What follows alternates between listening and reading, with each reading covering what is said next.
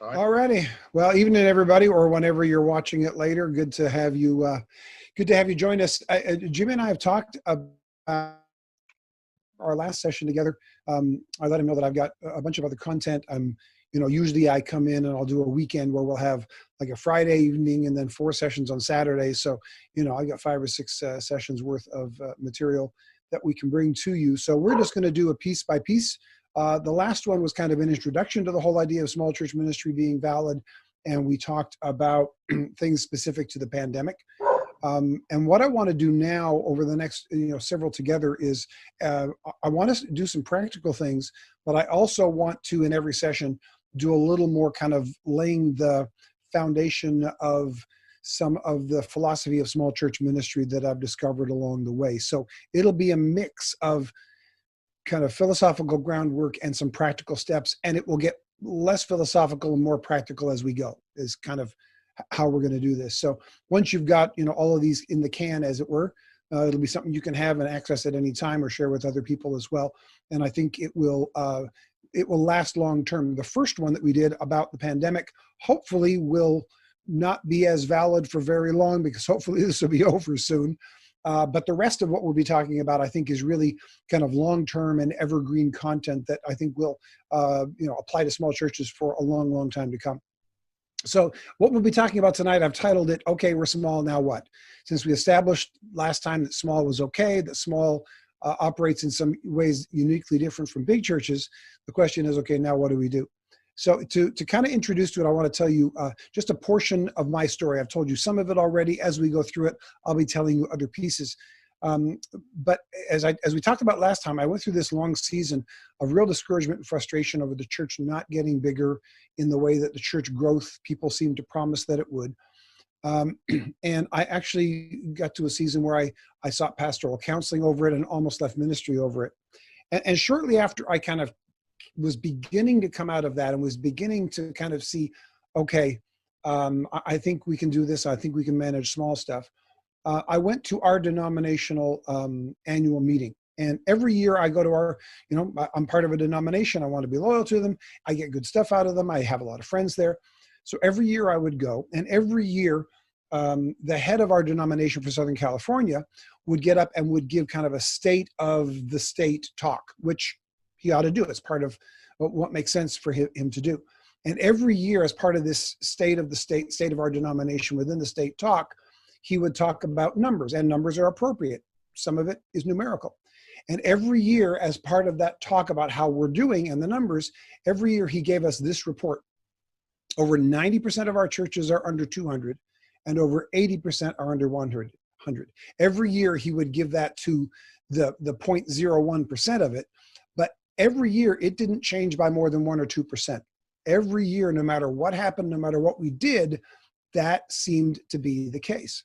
So every year, I would sit there as a member of this denomination, hearing my denominational leader tell me about what was happening here. And every year, when he'd give those stats, over 90% of us are under 200, over 80% of us are under 100, the next sentence following that statistic every single year was some version of, "This is a problem we need to fix." And so I heard it that year, and every year I just assumed that was true. And everybody in the room was like, "Wow, we got a lot of small churches. We got to fix that." And for every year, as I was sitting there in a small church, my reaction every year was this: "Oh no." So for years I sat there and I kept hearing this, and every year I'd go, "Oh no, this person that I respect who's leading our churches is giving this report and is telling us that under 200 is a problem and under 100 is a big problem." And the entire time, all of those years I'm listening to these stats, I'm part of the problem, apparently. For a lot of those years, we were under 100. For all but one of those years, we were under 200 average. So every year it was like, oh no, I don't want to be a part of the problem. I want to be a part of the solution. I've got to get my numbers up so that I'm not part of the problem anymore, so that I can be part of the solution. So that was part of what just kind of played in my head and my heart, this loop that kept running through my mind year after year after year. Then during this season, I almost flamed out, barely hung on by the skin of my teeth, went to our next denominational meeting. The same report came up. And he gave that same stat, over 90% under 200, over 80% under 100. And have you ever been in a meeting where the speaker says something and it triggers you to go off in this direction, even though the speaker is going off in this direction? That happened to me. The speaker was going off in this direction, and I triggered off to a completely different direction.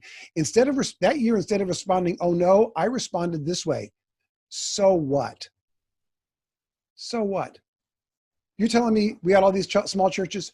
So what? My church is small. So what? I just don't care anymore." Something inside me snapped that year.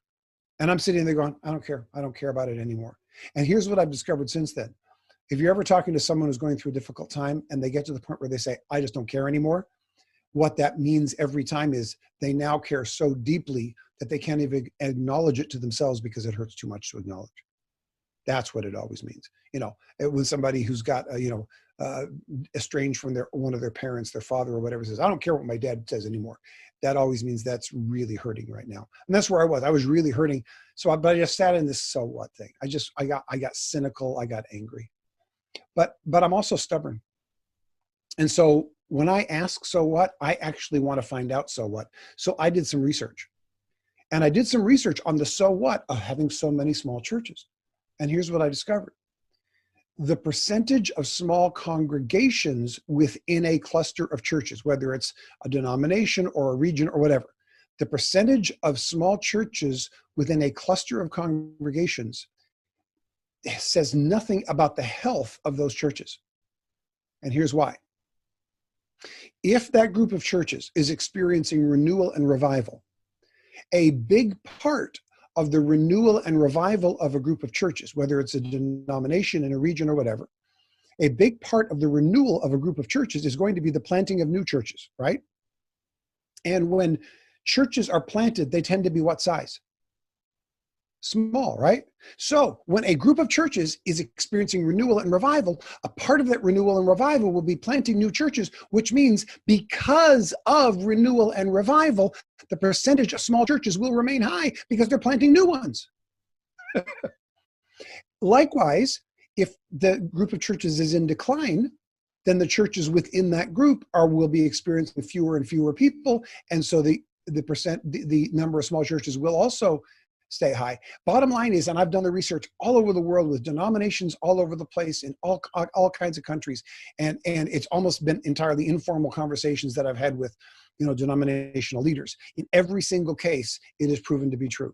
In every single case, whether the group is in renewal and revival or in decline, 80 to 90% of the churches of that group always remain small. Always.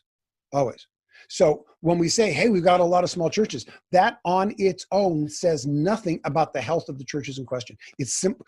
It's not a bad statistic to know, but on its own, it doesn't tell us enough. We need more information. So we need to be careful about making these assumptions.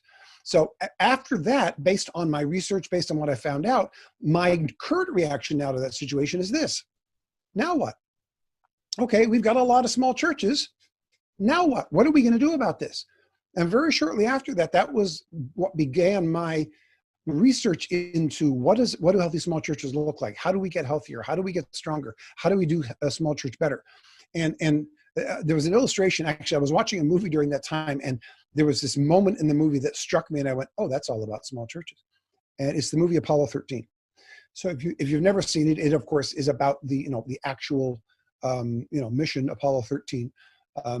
That was supposed to have been the third moon landing, and they get partway to the moon, their spacecraft is damaged, and what started as an exploratory mission of the moon becomes a rescue mission. They don't know if they'll be able to get the three astronauts back to Earth safely again. And one problem after another happens, and the movie chronicles so many of them. And at one point, there's a scene in the movie where one of the engineers runs into ground control in Houston and says, "Okay, we have a real big problem with the air filters. We're about to run out of air filters, and they're going to choke to death because they won't have clean air." And the guy goes, "How did we not send up enough air filters?" He says, "Well, we've got a bunch of air filters in the landing module, but because they never spent any time in the landing module, they didn't use those air filters because they didn't land on the moon." He says, "Well, it's still connected. Just have them go through to the landing module, grab the air filters and bring them over." He said, "We did. They're a different shape and size." So that's when the guy in ground control in Houston goes, please tell me this isn't a government program.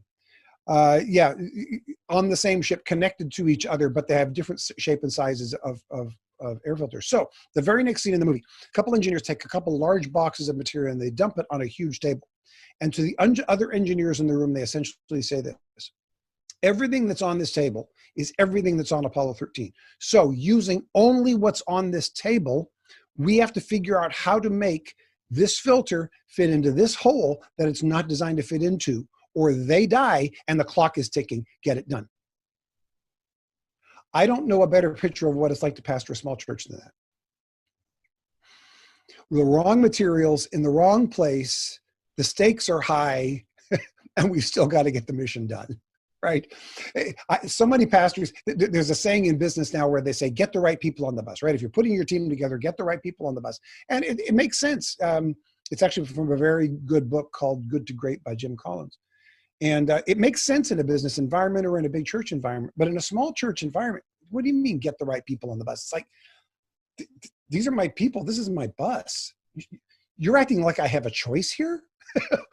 I can't just go out and hire whoever I want to hire.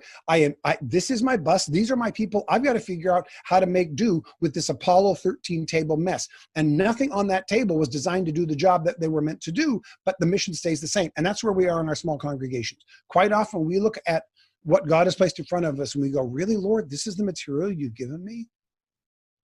I have to work with this little money, with these good but tired folks, with this rundown building or no building at all. Everybody's telling me how to, put ushers in the parking lot, and I'm looking around going, what parking lot? We haven't had a parking lot for years, right? This is the mess that I've got. And that's where most small church pastors are. We find ourselves with this mix of things, but then, take a look at the disciples Jesus picked. That was an Apollo 13 table mess of people. I think part of the reason he chose those people was so that in the 21st century, we could look at it and go, oh, you worked with Peter and John and Matthias and Levi and Judas and Matthew and Thomas, and you figured out how to get that done. Okay, I think I can work with the people you've given me too. Okay. So that's where it is a lot. We've got to look around and go, okay, this is what I've got. I'm not going to complain anymore. I'm not going to say, if only I had more people, or if only I had more money, or if only I had a better building, or if only I had a building. Forget what the if onlys. You got to look around. You got to go, this is what God has given me. This is where we are. Now what? What are we going to do with this? Because you see, they don't make movies about engineers who have all the time and all the budget in the world. They make movies about engineers who figure it out with limited time, limited resources, and high stakes. And that's where we live our lives. That's what God's called us to. So now what? What are we going to do? Now, to start looking at some of these things, let's remind you from the last time of this little Venn diagram here. We've got the big church essentials on the left. We've got the small church essentials on the right. There's a bunch that we share in the middle, but there are a bunch of things on the left that they talk about that simply don't apply in our circle. They're not wrong. They're correct for their circle, but they don't apply in ours. And one of the questions that I want to ask based on these two circles is this: why does it seem like the divide between big churches and small churches is growing? I get this question quite a bit because I talk about small churches a lot. So people are like, well, just quit talking about size. It doesn't matter. And yeah, it does. It doesn't matter in the way it's usually framed for us, but the church size does matter because we pastor and lead differently depending on the size of the church. So one of the questions then becomes, well, why is there such a big divide between big churches and small churches, and between the way big churches operate and small churches operate? And let me walk you through this. This is something that I noticed just in the last year or two. I'm a third generation pastor, so I've been in the church all my life. I was literally born as my father was preaching a Sunday evening service. So it's baked in, right? And I remember as a kid, when we would travel, my dad would maybe be asked to preach somewhere, or we'd just be on vacation. We lived in Toronto, Canada, and we had family in Phoenix. So for Christmas, we'd head to, Phoenix a lot. We'd drive through all these towns. And I remember as I was a kid, so we're talking late 60s, early 70s particularly, you could go to a very large, heavily churched American city and not find a church of over 1,000 people. Think about it. Back in the late 60s and 70s, you can count the big churches on one hand, probably. Shambach in Dallas, Oral Roberts, Rex Humbard, Crystal Cathedral here in California, and maybe one or two others that we can think of that were really like what we would today call mega churches. There weren't that many of them. You could go to a huge city and not find a single church of over 1,000 people. The mega church movement is really, really new. So what does that have to do with the differences between big and small? Here's the way we see it. When I was growing up, when the average size church in town was 75, which it still is, when the average size church in town was 75, and maybe the biggest church in a big city is 750, back then, if you had a church of 75 and a church of 750 in the same city, especially if they were in the same denomination, they would be singing out of the same hymn book, sitting in the same kind of pews, doing the same kind of Sunday school curriculum, running exactly the same program for boys and girls, right? And the only difference was the church of 750 had a bigger choir than the church of 75, and the church of 750 maybe had one or two full-time staff members in addition to the pastor. There were very few differences between the typical church of 75 and the biggest church in town. That was back when the biggest church in town might be 750 to 1,000. As churches got exponentially bigger and they started getting into the thousands and now into the tens of thousands. So now, if you go to a large, well-churched American city, you're going to find many churches over 1,000 and several churches perhaps over 10,000.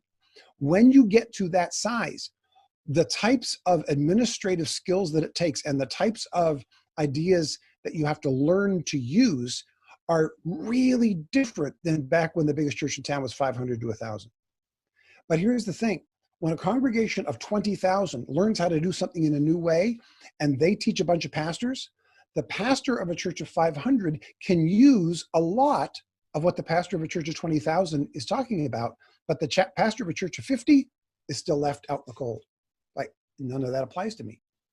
The scale is just too different. So and that's not a fault. That's not a problem. There's nothing wrong with them learning that at that size, but it makes the gap bigger. So why is there such a difference between big and small now? Why has the divide grown so much over the last few decades?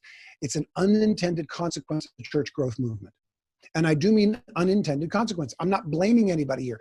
There's no fault here. But back in the day, when the average church was 75 and the biggest church in a big city was 750, there were very few differences.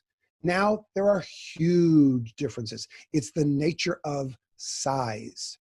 And so the principles they teach are very, very, very different. So that's one of the reasons why. If people ask, why is this guy even talking about small churches? What's the point? That's one of the reasons why, because the principles are just so different. So with this difference happening and with this unintentional division occurring, we have to reframe the value of big and the value of small. We have to see it differently than we used to see it. And here's an illustration that really helps me with that. I hope it helps you. There's something called the long tail in business, and you'll see it on the slide there. On the left, this is the way YouTube works. This is the way Amazon works, okay? If you go to YouTube and you click on most watched videos, you will find a handful of videos that have billions of views, literally billions. That's the spike on the left. But there are very few of them compared to how many videos are actually on YouTube. Same thing with Amazon. You'll find a handful of massively selling books, but it's a small percentage of how many books are on Amazon. Then what you've got is what's called the long tail. One of the ways that Amazon and YouTube work so well is I don't have to have anybody's approval to put a video on YouTube, right? A generation ago, you couldn't put up a video where other people could watch it anywhere in the world without getting the permission of a producer of a television show, right? Today, I don't need anybody's permission. A generation ago, I could not have written my book, Grasshopper Myth, which is still self-published, and had more than 50 people buy it because I couldn't put it in bookstores. It was self-published.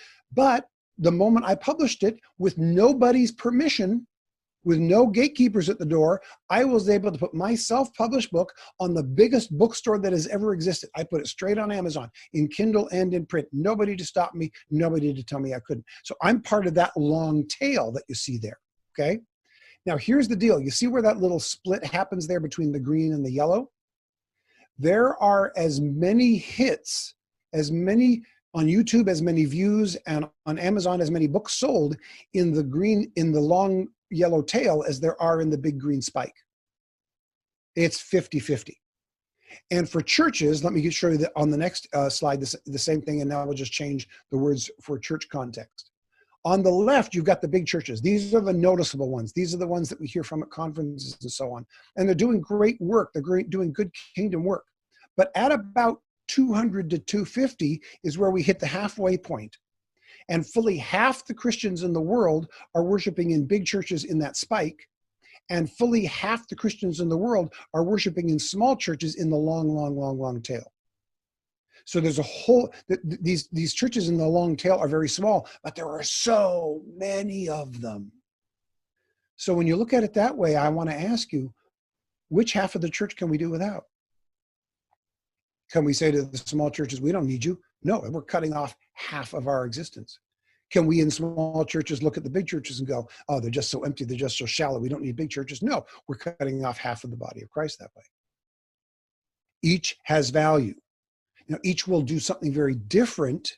Each will bring something very unique to the body of Christ.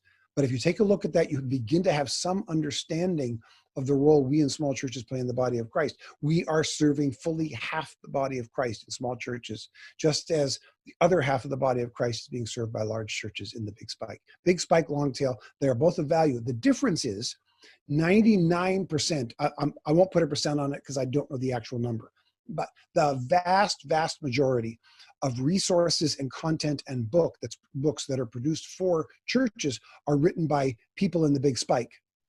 And a very small percentage are written by people who are doing ministry in the long tail. And that needs to change. We need to do a better job embracing our long tail and resourcing our long tail. It is important. We have to work at this better. So with that in mind, let's go back to these circles and let's talk about some of the differences between big churches and small churches, the big spike and the long tail. I wanted to spend that time establishing the big spike and the long tail for you. I want you to see, as we start talking about the differences, that I'm not putting either side down. I'm just showing you how the big spike operates very differently than the long tail. They are two very different principles, okay? So we got the two circles here. On the left in the green is the big church principles. And big church leadership typically prioritizes process, systems, and programs. If you go to a big church conference, in fact, this happened to me, it's been 7 or 8 years ago now at least. I was at a big church conference. I still go to them, still get a lot out of them. And we were having lunch, and I was mostly with other small church pastors. And one of them was just about fed up. And I was like, what's the problem? He goes, I'm just done. He says, every time I come to these, all they talk about is systems and programs and curriculum. Do they think the world's going to be safe through systems and programs and curriculum? Why is that all they ever talk about? And it got me thinking, I wonder why that is, because I know some of these pastors, and that's not what they think is important, but they spend their time on it. Why? Here's why. Because when you are trying to manage the flow of hundreds or thousands of people on a weekend, if your processes, your systems, and your programs aren't in great shape, that will become a disaster really fast. So you have to have processes and systems and programs in place. In a small church, it's very different. In a small church, the leadership prioritizes relationships, culture, and history. It's not that relationships, culture, and history aren't important in big churches. They are, but that's not where leaders spend the priority of their time. And it's not that process, systems, and programs don't matter in small churches. It's just that that's not where small church pastors should spend the bulk of their time. But here's the challenge. When all we're hearing from is big church pastors and they're talking process, systems, and programs, then we in small churches think that's where I need to spend my time. And that's not the priority of the typical small church pastor. The priority of the typical small church pastor needs to be more in the area of relationships, culture, and history. Now, let me walk you through those three things one at a time. First of all, relationships. Every once in a while, I'll be asked by a small church pastor, is there a good discipleship curriculum that you recommend for small church? Time is some form of whatever works for you. And the reason I can be so nonchalant about it is this. Every small church is different. And so what you're going to use in your small church is going to be different. But what I emphasize then to them is always this. Whatever curriculum you do pick, don't lean on the curriculum for discipleship. Lean on relationship for discipleship. The way Jesus discipled his disciples, the way Paul discipled those who were with him, It was not based on curriculum. It was based on the oldest and best discipling program ever devised, which is mentoring. And at the center of mentoring is not curriculum. At the center of mentoring is relationship. If you don't have relationship, you are not mentoring someone. Too often what we're doing is we're getting a good curriculum, we're shoving people in a classroom, and we think they're being discipled, but all they're doing is finishing the classes. Because if there's not a relational aspect at the center of it, it's not mentoring, and therefore I'm going to say it may be good teaching, but it's not good discipleship. Now, in a big church, that discipleship often happens in small groups. That's why most healthy big churches are constantly emphasizing, be a part of a small group, get on a ministry team. Why? Because they know that's where the discipleship happens. That's where the mentoring occurs. That's what matters to them. Okay? So that's what's important there. That's what they have to do.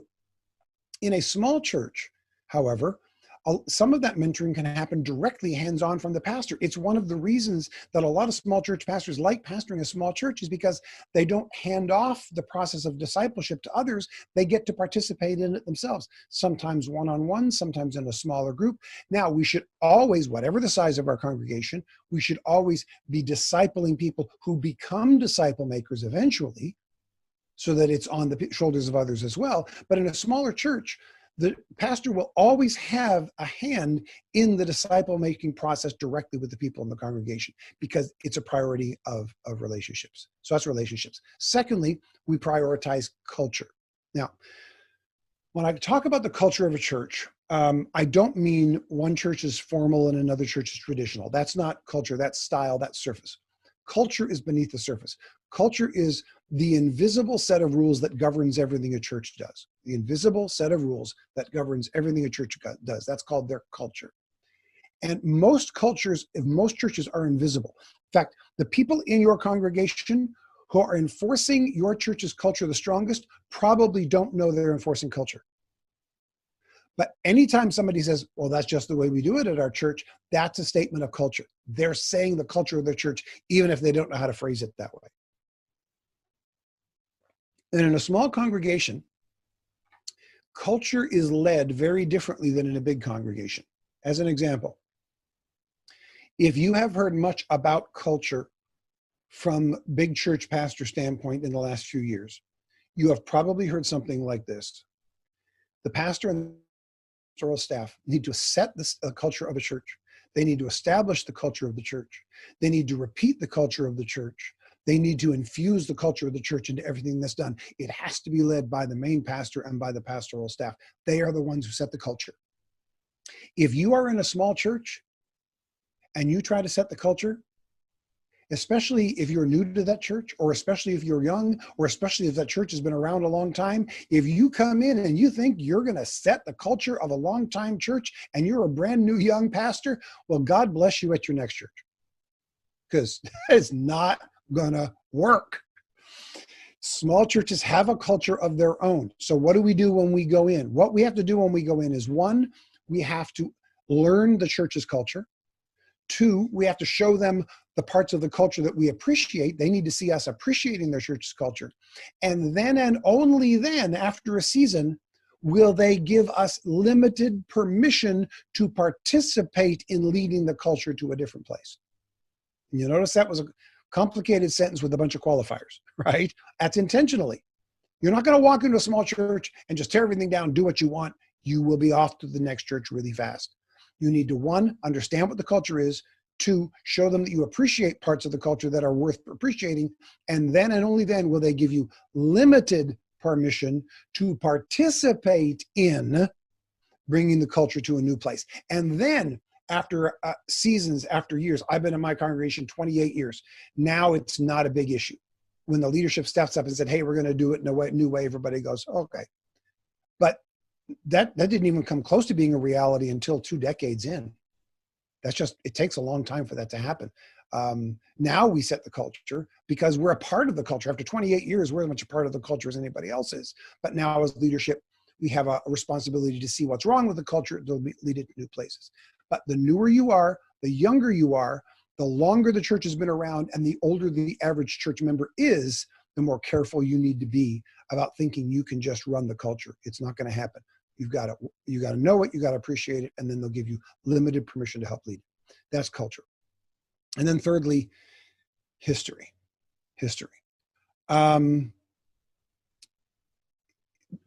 Small towns have long memories, and so do small churches. And when you're in a small church, you need to know and understand the history of that church, or you will be doomed in it. But for a lot of us, we find ourselves, especially if it's a long time church, and especially if it's an older congregation, a lot of us have found ourselves in a congregation where the history of the church, instead of being a foundation on which we feel we can build, it feels more like an anchor that's weighing us down. Let's be honest about it, right? So how do we change when the history of the church is an anchor weighing us down? Well, that we've never done it that way before, right? Oh, back when Pastor so-and-so was here, right? Oh, for the first 10 years that I was here, I was so tired of hearing about Pastor so-and-so, right? Right? The history. So how do we acknowledge that history? How do we change it so that the history becomes a benefit and a blessing rather than something that's hurting us and pulling us down? I'm going to tell you a short story out of our congregation. You can take whatever lessons from that will help you in yours. Next year will be our congregation's 60th anniversary. So 9 years ago, when we were getting ready to celebrate the 50th anniversary, we went out, we found a whole bunch of old pictures, old bulletins, all kinds of stuff, and we put it up in a display in the lobby. And one of the things I found, and I'll put this on the screen here for you, is this newspaper article from a local newspaper, not from a Christian newspaper, but from the local. Remember back when the corner drugstore had the free neighborhood news that they would hand out? Maybe it still does in some of your towns. That's long since gone where I live. But back then, they did a feature on our church. And take a look at the title of the article here. The title of the article reads this way: "The church can work with delinquents." Now, if you're under 40, delinquent doesn't mean they're late in paying their bills. Back in the day, when I was younger, when kids were running around the neighborhood and making a mess of things, we called them juvenile delinquents. Today, we call them at-risk youth. That's a better term. But back then, we called them juvenile delinquents. So this article is entitled, "The Church Can Work with Juvenile Delinquents." And the first paragraph of the article reads this way. It's extraordinary. The writer of the article says this: "As an institutional caseworker and probation officer, I searched for many months for a church really concerned about the needs of juvenile delinquents. Until recently, I could find none." So this is, I think on the bottom of it, you see it's 1967, right? So it's just a couple years after our church started. And he says, "I was looking for a church. I'm a probation officer. I'm an institutional caseworker. I don't want to just punish these kids. I want to help them. And I want to partner with a church to help me help youth. And I can't find a church in our community who will help me get kids off the street until recently." And then he talks about meeting the founding pastor of our church and how our founding pastor had a vision to start a youth center, to start a kids center, to reach out to the kids, to do new things in a new way, to reach a new generation. And all of these amazing statements that when we hear them today, we think, oh, that's just newfangled and so on. But they were saying it back in the mid-60s. Nothing has changed. Okay, so here we go. Our congregation has this. So I took the picture that I'm showing you there right now for a reason. I took it because 150 feet to my right, as I took that picture, in our parking lot, we have run the only skateboard park in town for the last 15 years. And the reason we're running it is simply this. We resurfaced our parking lot 15, 17, 18 years ago. It's probably about 18 to 20 years ago now. So about 20 years ago, we resurfaced our parking lot, and all of a sudden there was noise outside. And we go outside and there's a bunch of teenagers skateboarding in our parking lot because we had the smoothest surface in town right now. And at that point, we realized we had a choice to make. We can skateboarding signs, or we can find some ramps. So we bought ramps because we decided churches on defense put up signs and churches on offense put up ramps. So why did I take that picture? Here's why. because I decided if anybody ever comes to me and says, I can't believe you've got a skateboard park in the holy place of a parking lot of your church, the founders of this church would be appalled if they knew you had a skateboard park in your parking lot. If anybody ever comes to that, I'm going to pull up my phone and show them this picture and go, you know what the founder of our church said? That the church can work with delinquents. Now, not every skateboarder is a delinquent. I get it, but it's a higher percentage, let me tell you. Okay, so what does that tell me? The founders of our church had creative, innovative ideas about reaching a new generation in a new way. So today, when we say we want to update our methods to reach a new generation in a new way with the old-time gospel, we are not diverting from what our founders did. We are reestablishing what our founders did. The people who founded your church didn't want to do business as usual. If they wanted business as usual, they wouldn't have started a new church. They'd have stayed in their old church. They started your church because they wanted something new. And if you go back into your church's founding documents, you will find statements like, we want to reach a new generation in a new way. We want to do something that nobody's ever done before. We want God to do something special here that we've never seen before. What you won't find in your church's founding documents are statements like, we are going to sing from this hymn book until Jesus comes on this color of carpet. You will not find that in the statements from your founders, because founders make visionary statements. Founders make creative statements. Founders make innovative statements. And if we want to use the founders of our church as a foundation on which to build, rather than an anchor that holds us back, don't go back to do what they did. Go back to think like they thought.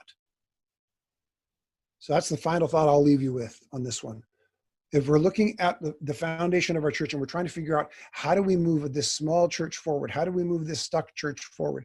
And I'm not assuming that your churches are stuck because you're small. Not at all. Hope you understand that. How do we move this church where the senior saints have already put in their time and they've earned the right to relax for a bit, but I don't have any younger people? How do we start moving this forward? We've got to stop worrying about doing what our founders did, and we have to start thinking like our founders thought. We have to start thinking creatively, innovatively. Scripturally, yes, because Jesus upended all of their traditions when he came in. And the gospel is about two things at the same time. It is about the permanence of a God who never changes, as written about in a book whose newest parts are 2,000 years old. That's a lot of stability. But the entire message of that book is life transformation. So you don't have to abandon innovation to have a strong foundation of theology, and you don't have to abandon a strong foundation of theology to practice innovation. We can do both. But in a small congregation, it's going to happen in the three ways that we talked about already. You're not going to do it through processes, through systems. You're going to do it through relationships, earning their trust, knowing them, that you're the person that they can rely on, through culture, understanding the church's culture. What are they really all about? What really matters to them? And how can we move that forward? And thirdly, history. What is the history of our congregation? And how do we build on it and make it a solid? In a big church, it's different. In a big church, the main pastor doesn't have relationships with most of the people in the congregation. That's nobody's fault. It's just the size of numbers. In a big congregation, they don't have to understand culture. They're establishing culture every day. And in a big congregation, they're not really worried about the history of the church. They're rewriting history every day. It's just the size of what they're in. But we have to look at those three principles very differently in a smaller congregation. But let me tell you, when you do, you begin to open it up to all kinds of amazing things that the Lord can do as you work together, congregation and church leadership, and we move forward.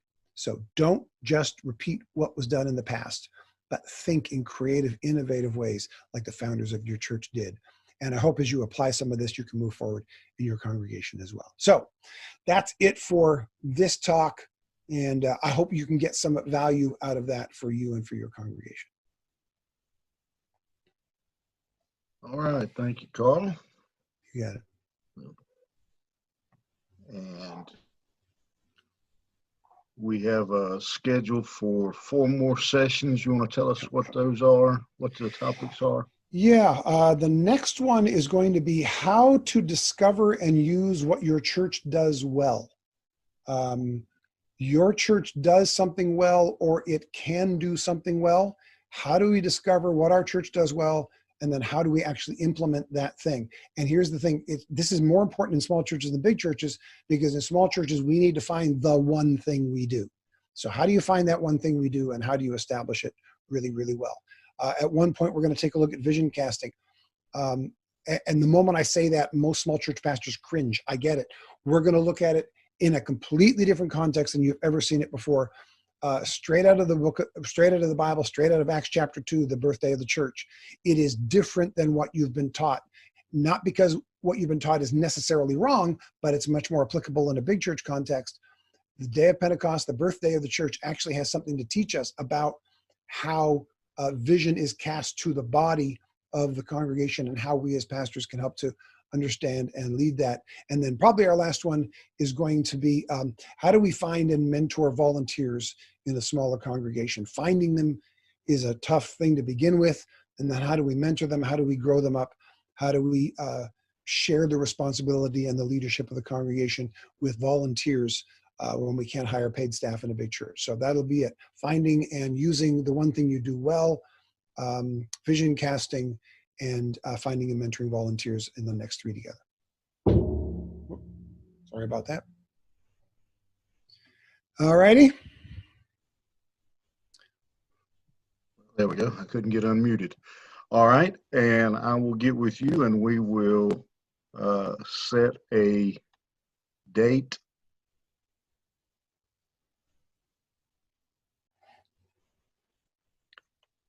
Sorry about that. I keep getting muted for some reason. I'll get with you and set a date, and we will get that out for the next session here in another week or two. All right? All righty. Sounds great. See you then, folks. Thank you, Karl. And this will be recorded and put on our YouTube channel, so you'll be able to pick it up and catch it there. All right? Terrific. See you then. Thanks, sir. Bye. Bye-bye.